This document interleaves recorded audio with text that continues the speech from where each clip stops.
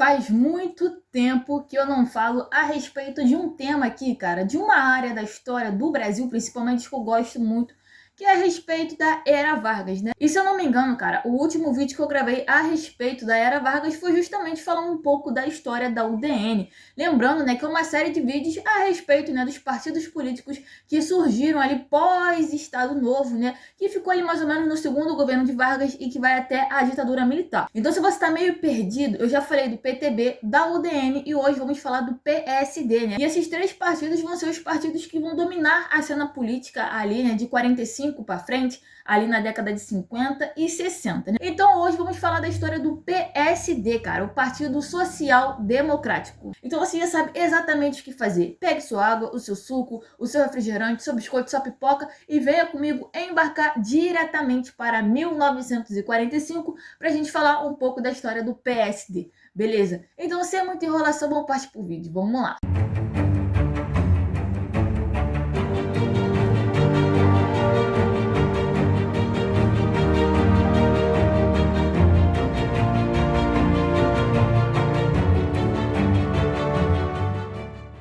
Então, como eu falei para vocês, né, a UDN, o PSD e o PTB vão ser os três partidos políticos que vão dominar a cena política brasileira aí durante esse período ali até a ditadura militar.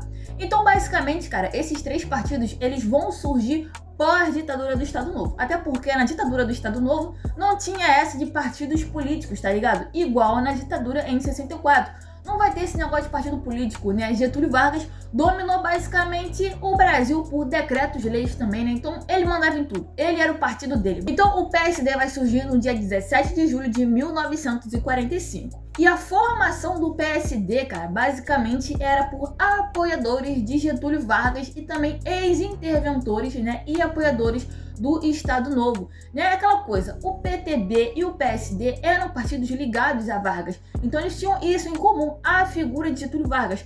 Ora Getúlio estava mais para o PTB, ora Getúlio Vargas estava mais para o PSD, tanto que a gente vai ver que isso vai acontecer muito nas eleições presidenciais. Então, retomando, esse partido político era formado basicamente por apoiadores de Getúlio Vargas, basicamente isso.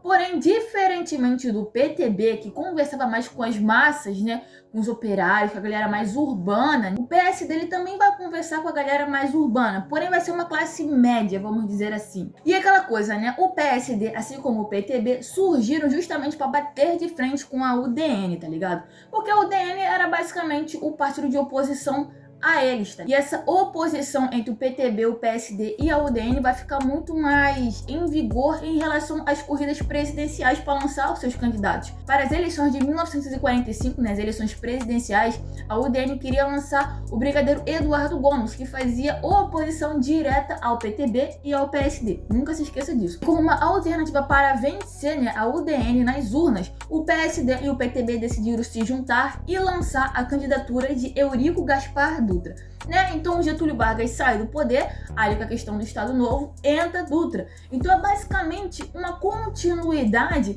ali do governo de Vargas, até porque Eurico Gaspar Dutra era ministro de Vargas, tá? Então Dutra era visto como uma continuidade, é importante botar bem entre aspas, até porque Dutra não é Getúlio, tá ligado? É uma continuidade ali das ideias de Getúlio Vargas dentro do poder, tá ligado? Dentro da política. E claro que essa união entre PTB e PSD deu super certo na candidatura de Eurico Gaspar Dutra. Tanto que ele conseguiu vencer as eleições, batendo de frente diretamente com a UDN, que saiu totalmente derrotada e mordida. Nas eleições de 1950, quem volta à cena política? Getúlio Vargas. Porém, uma configuração totalmente diferente, tá ligado? Dessa vez não teve coligação entre PTB e PSD. O PSD decidiu lançar Cristiano Machado para a presidência da República, enquanto o PTB lançou Getúlio Vargas, tá ligado? Então vocês podem ver que Getúlio Vargas ele conseguia transitar entre o PTB e o PSD, até porque, cara, Getúlio foi um dos criadores, cara, do PTB e do PSD, tá ligado? Então ele mandava basicamente nos dois partidos. Se eu quisesse ficar com o PTB, eu ficava. Se eu quisesse ficar com o PSD, eu ficava. E foi basicamente isso que aconteceu nessas eleições de 1950. E após a morte de Getúlio Vargas em 1954, cara, tem que ter novas eleições novamente. E mais uma vez, cara, vai ter a união entre o PTB e o PSD para lançar Juscelino Kubitschek para presidente pelo PSD e para vice-presidente João Goulart. O João Goulart, cara, é uma figura muito, mas muito importante naquele momento dentro do PTB, tá ligado? Até porque ele era o cara que conseguia conversar com as massas e ter as massas como aliada naquele momento era muito importante. Então juntou o PSD e o PTB, juntou tudo e deu uma coligação muito forte, tanto que JK conseguiu ganhar as eleições. E em 1960, cara, mais uma coligação foi feita, só que dessa vez para lançar João Goulart novamente para a vice-presidência. Então teve a junção do PTB e do PSD, tá ligado? Esses dois, nessa dupla dinâmica, esses irmãos totalmente diferentes, cara, quando se uniam, não tinha pra ninguém. Só que dessa vez, cara, a UDN, ela conseguiu ganhar a presidência da República porque ela apoiou Jânio Quadros, tá ligado? Só que ficou uma coisa extremamente estranha nessas eleições. Então, de um lado, você vai ter um candidato mais à direita, que era Jânio Quadros, né?